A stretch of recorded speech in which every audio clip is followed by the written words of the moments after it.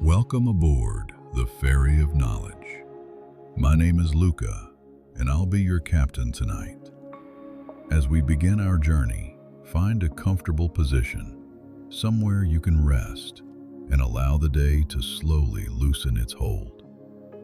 In a moment, we'll set sail together, leaving behind noise, distraction, and the weight of the waking world. Take a deep breath in through the nose and out through the mouth as the Ferry of Knowledge quietly departs.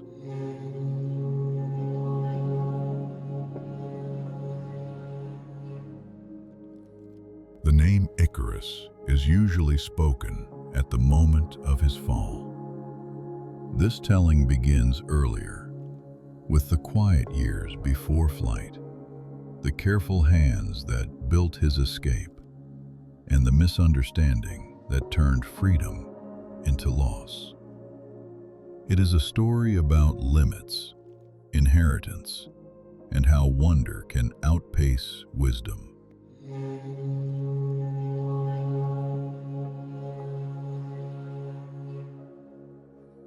Long before the sky entered his story, Icarus learned the shape of confinement. Stone surrounded him from every direction, pale walls warmed by sunlight during the day, cooled into stillness at night. Corridors curved and doubled back on themselves, their logic clear only to the one who had designed them. Sound behaved strangely here. Footsteps did not echo as they should. Voices softened quickly, as if the air itself absorbed excess noise. This place was meant to contain others. It came to contain him. Icarus lived within the labyrinth, not as a prisoner in chains, but as a presence without exit. He knew the paths by heart, not because he understood them, but because there was nowhere else to go. The sky existed only as a fragment, a slice of blue glimpsed through high openings, unreachable and brief. His father, Daedalus, moved through the maze differently. Where others would have been disoriented, Daedalus walked with intention.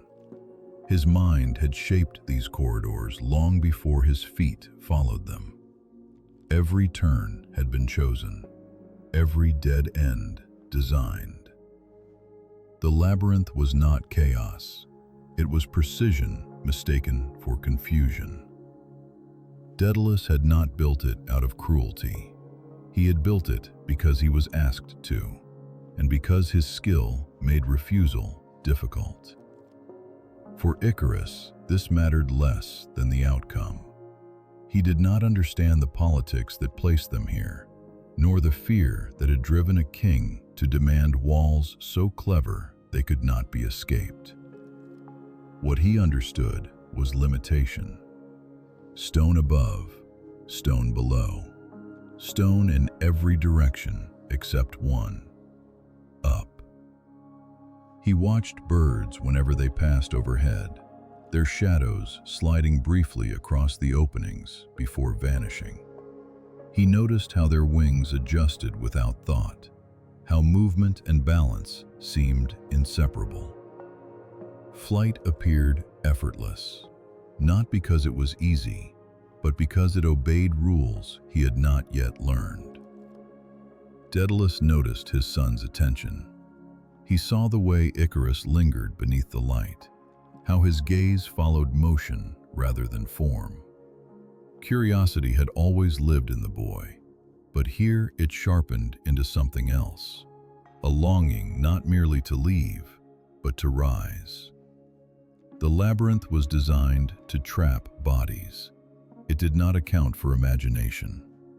At night, when the air cooled and the maze settled into silence, Daedalus worked.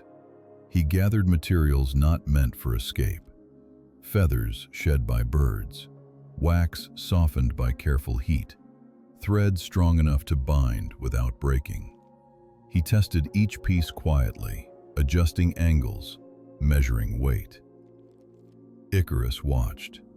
He asked questions not about danger, but about possibility. How much weight could a feather hold? How did wings know when to lift? Why did birds not fall when the ground released them? Daedalus answered carefully. He explained that flight was not freedom from rules, but obedience to them. That the sky punished ignorance as readily as it rewarded understanding. That escape required precision, not courage alone. Icarus listened. He understood enough to feel awe, not enough to feel fear. Because fear, like height, is learned gradually. The plan took shape without announcement. They would not run. They would not hide. They would leave the labyrinth by the one path no wall could close, through the air. And in that decision, quiet, careful, brilliant, the story of ascent had already begun.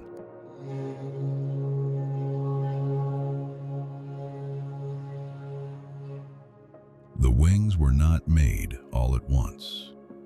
They emerged slowly, piece by piece, as understanding took form. Daedalus did not rush the work. He knew that escape built on haste would only replace one kind of confinement with another. Every feather had to be chosen, cleaned, and aligned. Every binding had to hold without adding unnecessary weight. Balance mattered more than strength. He worked at dawn and again at dusk, when the air was calmest. Feathers were sorted by size and stiffness, arranged so that larger ones carried lift, while smaller ones guided direction. Wax was warmed just enough to soften, never enough to drip. Threads were tightened until secure, then loosened slightly, allowing the structure to flex rather than resist. Icarus watched with careful fascination. He handed tools when asked. He held feathers steady while they were set. He learned the feel of the materials, how they responded to pressure and heat. To him, the wings did not look fragile. They looked alive, an extension of intention rather than an object. Daedalus spoke as he worked, not in lectures, but in observations. He explained how air behaved when cut at the wrong angle, how weight shifted unexpectedly, how too much force could undo careful design. He warned that flight was not triumph over nature, but cooperation with it. Up is not safer than down, he said quietly, more than once. And freedom does not forgive excess. Icarus nodded. He understood the words. He respected the craft. But what stirred in him was not calculation. It was possibility. The wings represented not just escape from stone, but entry into a world that had always hovered just out of reach. The sky, once a fragment, now felt attainable. When the wings were nearly complete, Daedalus tested them alone. He strapped them on, adjusted the bindings, and climbed to the highest opening in the labyrinth.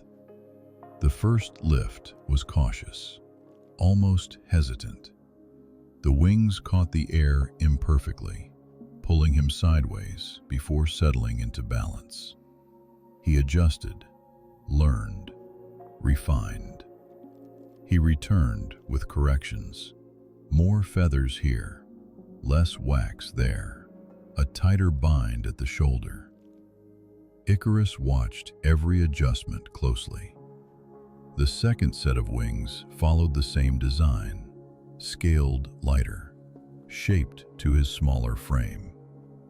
Daedalus checked them repeatedly, pressing and flexing, ensuring they would respond rather than resist.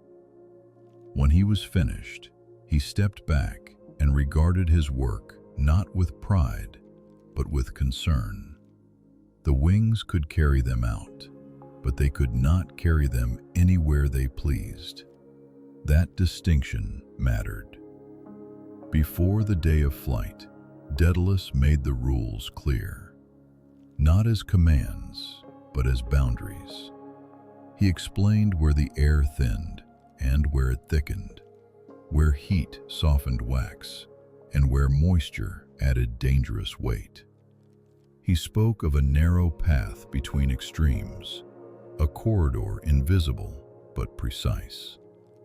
"Follow me," he said, "not above, not below." Icarus listened again. He felt the weight of the wings in his hands, light enough to promise freedom, heavy enough to demand respect. The labyrinth lay behind them, unchanged, unaware that its purpose was already unraveling. Outside, the sky waited, wide, indifferent, and governed by laws that could not be negotiated. The escape was ready. What remained was not construction, but restraint. And restraint, unlike craft, cannot be tested until the moment it is required.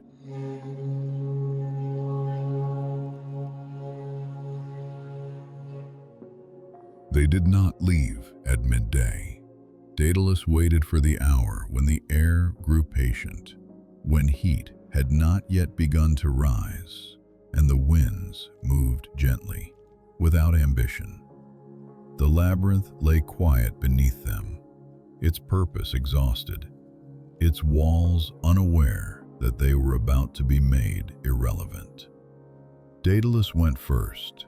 He stepped into open space without drama, allowing the wings to take weight gradually. The air accepted him with a firmness that surprised even its maker. Lift did not arrive as a sudden surge, but as a steady support, a confirmation that careful preparation could, for a time, replace stone. He circled once, then again, adjusting his posture until movement and balance aligned. Only then did he turn back toward his son. Icarus followed. The moment his feet left the edge, the world rearranged itself. The ground pulled away cleanly, without resistance.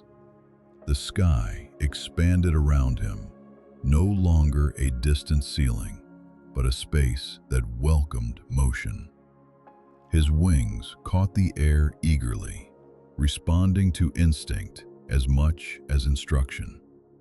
For the first time, he was not contained. Below, the labyrinth shrank into pattern rather than prison. Walls that had once defined his days folded into insignificance. The sea beyond the island came into view, broad and calm, reflecting light in long, unbroken stretches. Daedalus led the way. He kept his movements measured, his altitude controlled. He glanced back often, checking distance, angle, pace. Icarus mirrored him at first, following closely, matching each turn and correction. Flight felt effortless. The wings responded without complaint. The air carried them cleanly. Nothing pulled Icarus downward. Nothing warned him of danger.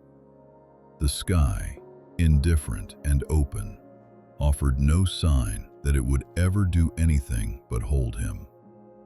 This was the danger, because when freedom arrives without resistance, it teaches the wrong lesson. Icarus laughed, not loudly, but with the breathless sound of disbelief. He tested the wings with a wider turn, then another. Each adjustment brought confirmation. The higher he drifted, the lighter everything felt. The world below lost detail, becoming abstraction rather than reality. Daedalus signaled caution. He gestured downward, indicating the path he had described, the narrow corridor between extremes. His movements remained deliberate, restrained by understanding rather than fear. Icarus nodded. He returned briefly to the line. But the sky above him was vast, bright, and unmarked by warning. The sun hovered there not as a threat, but as a presence, distant, warm, and apparently harmless. Its light did not burn. Its heat did not yet announce itself. And in that silence, possibility began to speak louder than instruction. Flight had worked. Escape had succeeded. What remained was no longer about leaving. It was about how far leaving could go.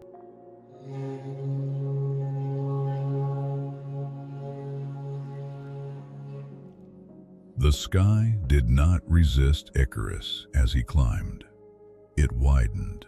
Each careful stroke of the wings carried him higher, and with every rise, the air felt cleaner, thinner, more precise. The sea below softened into a single field of blue, its surface no longer textured by waves, but smoothed into calm distance. The island receded until it no longer felt real. Nothing in this ascent felt dangerous. That was the mistake. Icarus had learned skill from his father, how to balance, how to move, how to trust structure. But he had not yet learned scale. The sky offered no frame of reference. There were no walls to warn him when he approached a limit. No stone to meet his hand and say, enough. Up here, restraint was invisible.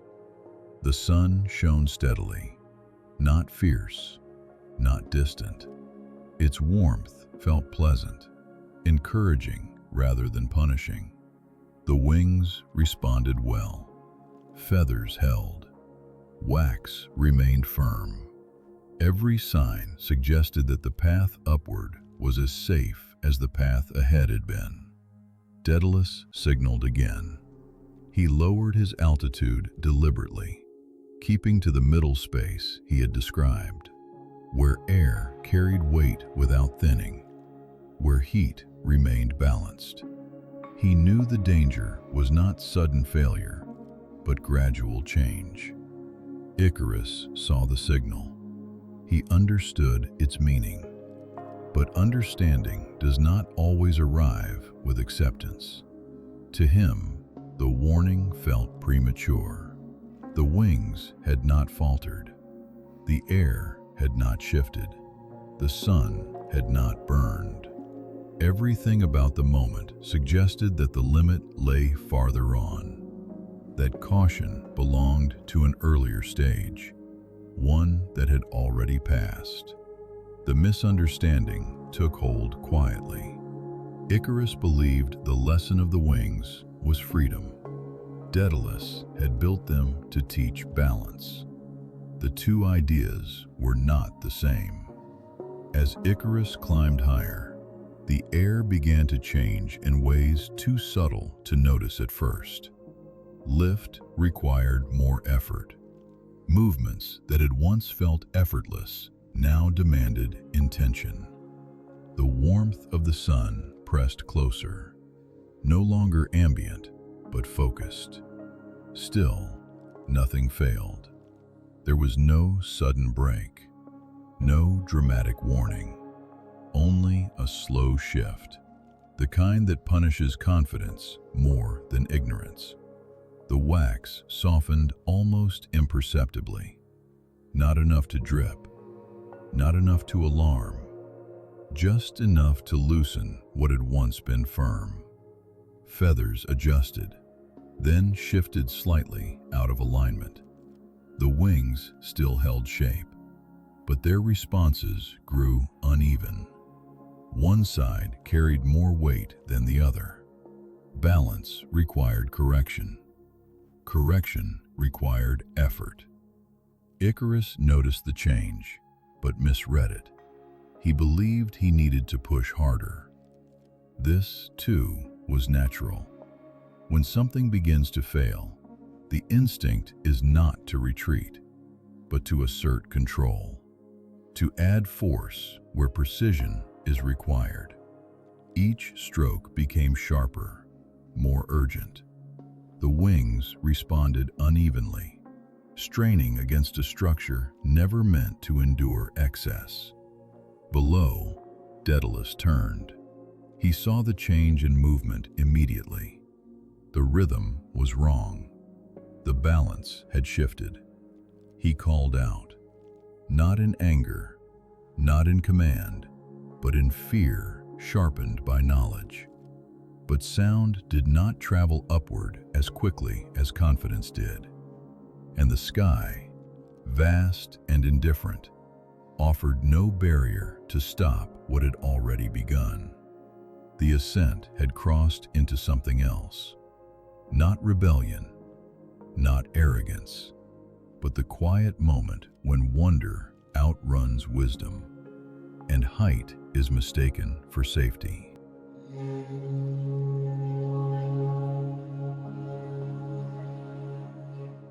Failure did not arrive all at once. It crept in through small imbalances, a hesitation where response had once been immediate, a pull that required correction instead of cooperation. The wings still moved, still lifted, but no longer with the quiet certainty they had offered before.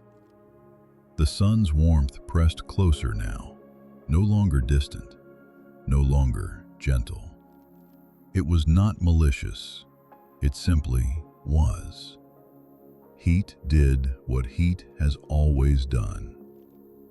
Wax softened further, losing the firmness that had bound feather to frame. Threads slackened just enough to matter. The structure did not collapse, it unraveled, one correction at a time. Icarus felt the change clearly then. The sky no longer held him without effort. Each movement demanded compensation. The wings no longer answered instinctively. Balance, once given freely, had to be negotiated, stroke by stroke. He tried to adjust. He angled downward, seeking denser air, but momentum resisted the turn. Height had granted him speed, and speed now carried him where intention lagged behind. The wings strained unevenly, one lifting while the other faltered. Below, the sea expanded, not as threat, not as destination, simply as reality returning to scale. Icarus called out then, not in defiance, but in sudden understanding. The sound was thin, carried poorly by air that no longer supported him as it once had. He reached for balance again, instinctively repeating the motions that had worked before. They no longer did. Feathers loosened fully now, peeling away not violently, but decisively. Lift diminished in stages. The wings lost coherence, becoming weight rather than structure. Air passed through where it had once been caught. The fall began quietly.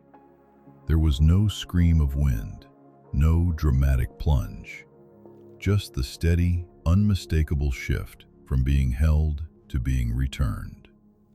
Gravity did not rush him. It reclaimed him patiently, without emotion. In the final moments, Icarus did not curse the sky. He did not blame his father. What filled him was not terror, but clarity. The sudden understanding that freedom had never meant absence of limits, and that the wings had never promised more than passage through a narrow space. The sea rose to meet him without judgment. Water closed over him, cool and complete, receiving what the sky could no longer support. The surface settled quickly, leaving no sign of struggle, no disruption that lasted longer than a moment. Above, the sun continued its path unchanged. The sky remained open, and the space where Icarus had flown emptied itself, as if nothing extraordinary had passed through it at all. Only the lesson remained, carried downward, finished not in spectacle, but in silence.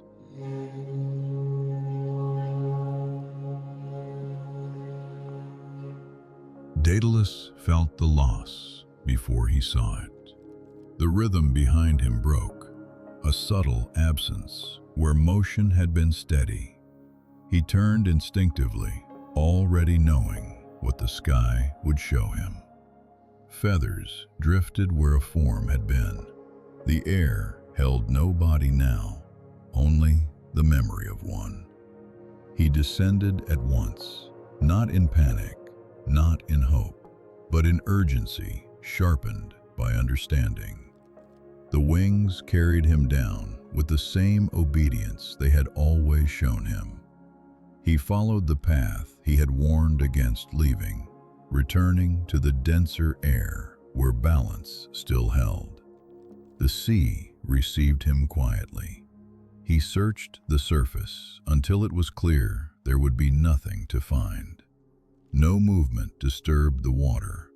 No sign lingered long enough to be mistaken for return. The lesson the sky had delivered was complete. Daedalus landed and stood alone. The wings were still bound to his arms, intact, faithful to the limits they had been given. He removed them carefully, as one would set down a tool that had done exactly what it was meant to do.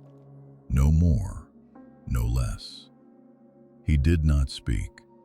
Grief arrived without spectacle. It did not demand noise or movement. It settled into him with weight and permanence, the kind that does not fade with time, but changes shape instead. He understood that survival did not imply victory, and that knowledge, once passed on, could not be reclaimed. The world around him remained indifferent. The sea continued its motion. The sun moved on. Nothing paused to acknowledge what had been lost. Daedalus gathered what remained of the wings where he could, collecting feathers scattered by the descent. Wax had cooled again, hardened into useless fragments. The materials that had once promised escape now returned to their separate forms, no longer capable of holding one another. He buried them, not as ritual, but as closure. There was no return to the labyrinth. That chapter had ended the moment they left the stone behind. The world beyond it waited, unchanged by the price that had been paid to enter it. Daedalus walked on. He carried with him the understanding that craft could build passage, but not protection from every consequence. That teaching required more than explanation, that some lessons only complete themselves when the cost becomes real. The sky did not feel hostile to him. It felt honest. And honesty, once encountered, does not soften simply because it is painful.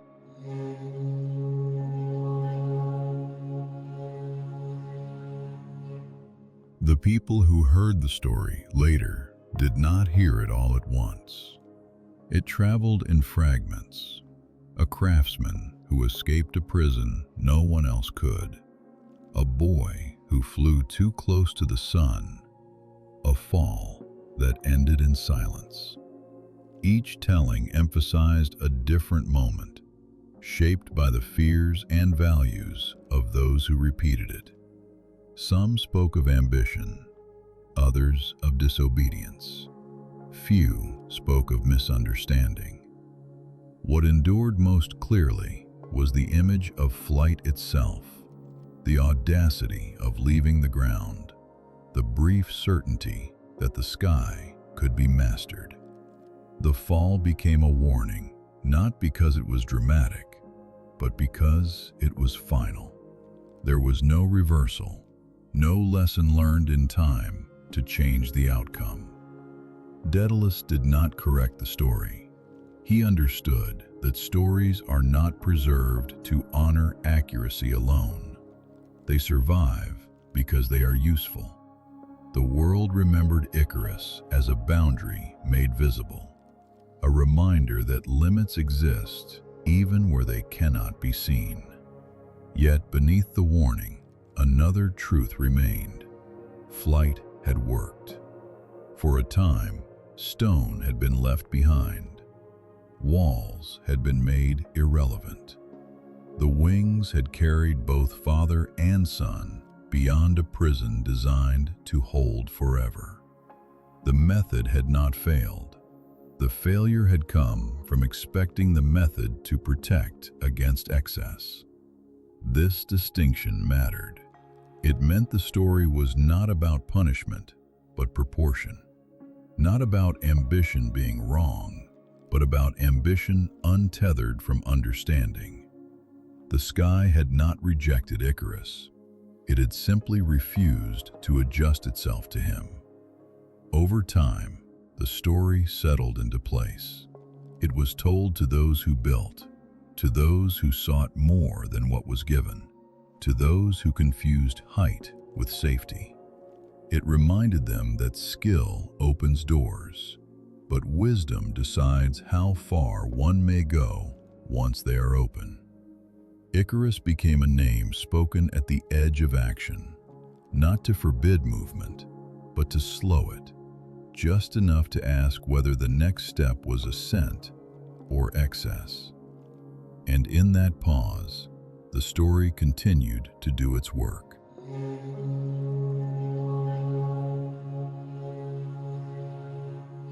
In time, the story shed its sharpest edges. The image of wax melting and feathers falling remained, but the deeper meaning moved beneath it, quieter and harder to name. What endured was not fear of the sky, but a clearer understanding of it. The sky had never promised safety. It had offered space. This distinction mattered more than any warning.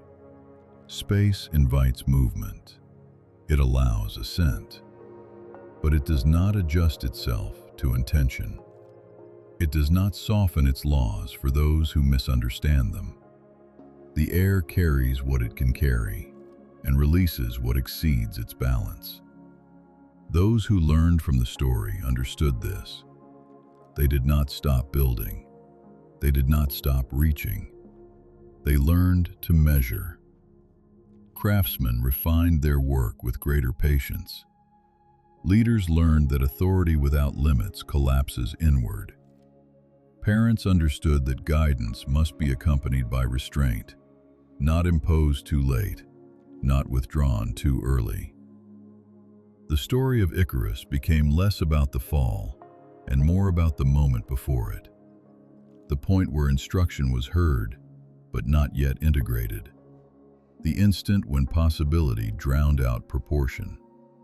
That was where the lesson lived. Daedalus continued on, carrying the weight of survival without comfort. He built again, because building was what he knew how to do. But his work changed. Precision remained, but humility entered where pride once lingered. He no longer believed that ingenuity alone could solve every problem. The sky, unchanged, remained open to those who approached it with understanding. Birds still flew. Winds still shifted. Nothing about the world had been damaged by the fall. Only expectation had been corrected. And so the story endured, not as a prohibition, but as calibration, a way of reminding those who looked upward that freedom is not found beyond limits, but within them. The sky did not betray Icarus. It simply remained what it had always been.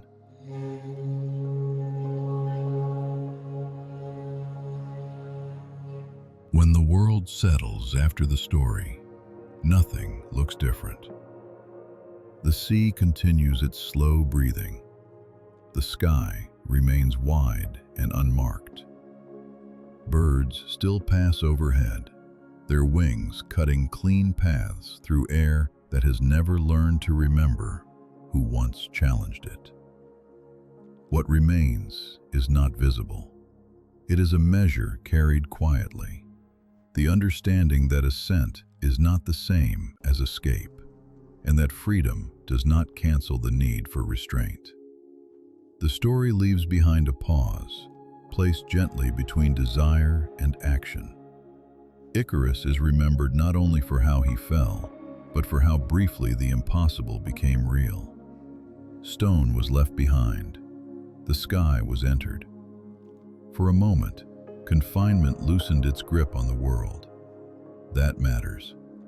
The lesson does not ask for fear of height, nor suspicion of ambition. It asks for proportion, the awareness that every passage has boundaries, and that crossing them requires attention, not force.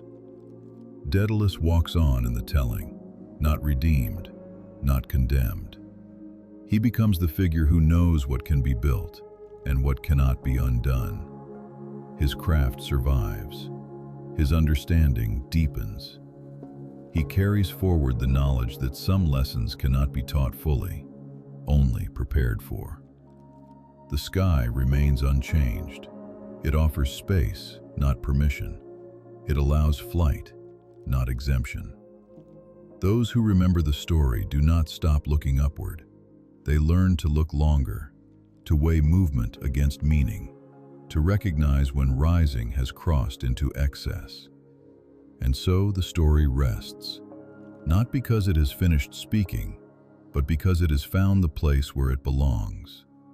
Between the ground that holds and the sky that does not yield, there remains a narrow, living path. That is where flight endures.